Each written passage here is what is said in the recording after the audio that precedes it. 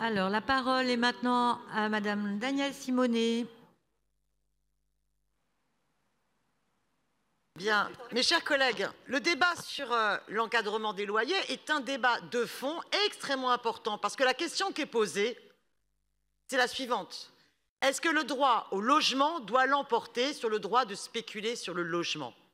Et ce n'est pas un sujet récent, quelque part, c'est un sujet qui revient, y compris depuis la Révolution française, la grande révolution de 1789. Est-ce qu'à un moment donné, la question de la propriété ne doit-elle pas être également limitée pour garantir l'effectivité des droits? C'était le débat que posait notamment Robespierre quand il voulait limiter la question de la propriété. Donc c'est une question de fond.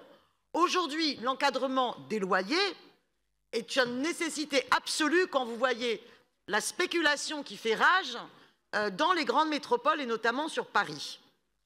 Mais l'encadrement des loyers tel qu'il fonctionne aujourd'hui, pour garder la réalité en face, l'encadrement des loyers dysfonctionne. Et bon nombre de propriétaires sont hors la loi. Que nous révèle l'Observatoire des loyers de l'agglomération parisienne quand il souligne que seulement 73,5% des logements observés respectent l'encadrement des loyers en 2020. Ça veut dire que tous les autres, plus d'un quart, violent la loi. Et pour les studios de moins de 20 mètres carrés, c'est simplement 62% qui respectent. Pour les studios de plus de 20 mètres carrés, c'est seulement 19% qui respectent. D'ailleurs, la Fondation Abbé Pierre a révélé que 35% des annonces de logement n'étaient pas conformes d'août 2020 à août 2021, puisqu'ils étaient au-dessus de plus 20% du loyer médian en moyenne, ce qui représente un dépassement de 196 € par mois en moyenne, 2 000 € par an. C'est donc du vol. Voilà, des propriétaires violent la loi et volent les locataires. Il faut par ailleurs un encadrement des loyers qui soit repensé pour permettre un encadrement des loyers à la baisse dans les grandes villes métropoles. Sur Paris, il ne faut pas simplement s'arrêter au loyer médian et permettre plus 20 ou moins 20. Il faudrait sur une ville comme Paris encadrer à la baisse pour que les loyers baissent de 20% par rapport à la situation actuelle. Vous prenez des petites annonces au hasard, je me suis amusée hier à en chercher. Allez, un 9 mètres carrés, logement dit étudiant dans le 7e, 550 € par mois. Cela veut dire quoi? C'est plus de 43,34% du SMIC. Vous imaginez le taux d'effort. Mais si vous prenez vraiment le public pour lequel cette chambre à 9 mètres carrés est notamment normalement dédiée, un étudiant. Si vous mettez cet étudiant échelon 7, l'échelon maximum de la bourse, imaginez qu'il perçoit l'APL et qu'il peut toucher entre 750 à 800 €. Eh bien, cela va représenter 70% de ses revenus. C'est un taux d'effort absolument insupportable. On ne peut même plus parler de reste à vivre, mais de reste à survivre. Prenez notre annonce, 50 mètres carrés, un logement familial, 3 pièces. Donc vous imaginez une famille avec 2 enfants, et évidemment, chaque enfant n'a pas sa propre chambre.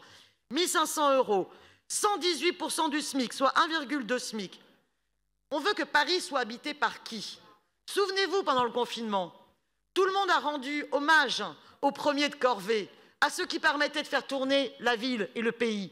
Ont-ils les moyens de vivre à Paris? Vous le savez pertinemment que non.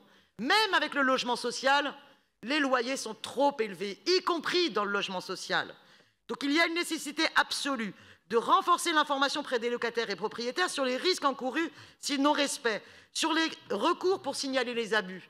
Mais tant que c'est aux locataires de faire ces recours, avec aussi peu d'informations de la ville, moi je n'ai pas vu une seule campagne d'information de la ville sur comment est-ce que les citoyens devaient se dépatouiller pour faire respecter leurs droits.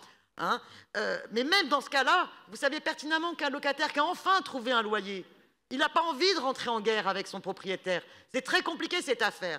Donc il faut inverser la situation et prendre l'exemple de ce qui a pu se passer à Berlin, même si là ça a été cassé. À Berlin, c'était la collectivité qui se battait pour faire respecter la loi.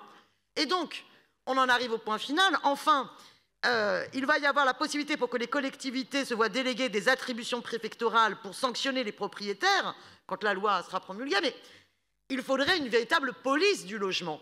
C'est bien plus prioritaire que la police municipale que vous avez créée, qui, elle, ne va pas changer énormément la situation. Une vraie police du logement pour faire respecter les droits des locataires, notamment contre l'abus et le vol de ces propriétaires privés contre leurs droits. Je vous remercie.